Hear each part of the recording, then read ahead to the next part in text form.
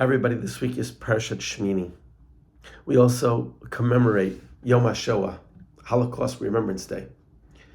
Within the parasha, we find a profound verse that speaks directly to one of Judaism's most important concepts, the ability to distinguish between the sacred and the profane, between the impure and pure. Chapter 10, verse 10. The Torah tells us in Shmini, Lahavdil ben HaKodesh HaChol ben HaTamei ben HaTorah.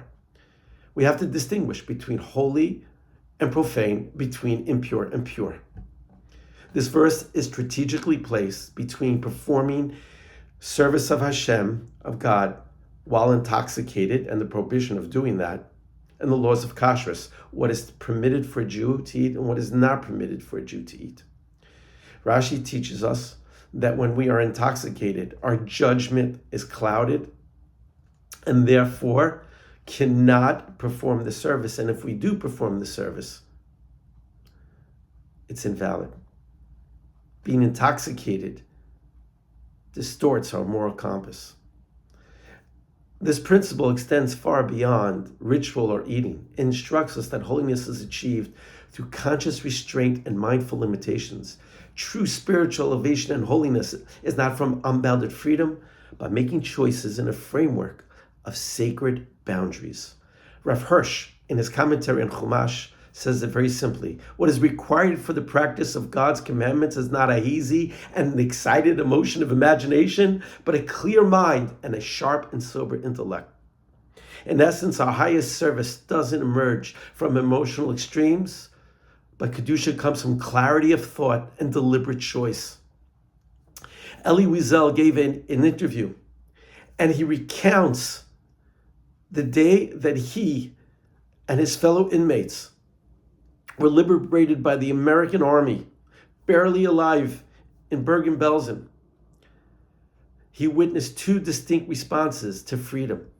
There were Russian POWs who seized many of the American jeeps and rushed to a nearby town to exact vengeance, while Elie Wiesel observed these African-American soldiers weeping with rage at the horrors that they discovered, yet channeling their emotions into immediate acts of compassion by sharing their rations with the survivors. Elie Wiesel recalls that he and his fellow Jewish survivors, despite all the reasons for anger, saw something entirely different than the Russian soldiers. Instead of committing acts of bloodshed filled with wrath and anger, they desired a religious service. And he said, we did. We prayed to a God that had abandoned us. Until this day, he says, I don't know why, but that's what we desired most. This testimony illuminates Torah's teaching in a profound way. Even in humanity's darkest hour, these survivors practiced Havdalah, the sacred act of distinction. When vengeance would have been understandable, they chose the connection with the divine. When abandoning faith might have seemed logical, they chose sacred ritual. In our own lives, we face moments of crisis and choice. The Torah teaches us that our response in these moments defines us. We will react with unchecked emotion, or will we maintain the clarity to distinguish between sacred and profane choices? True holiness isn't achieved by never facing darkness. It comes from maintaining our moral clarity, especially when circumstances might excuse its abandonment. If you like what you hear, pass it on.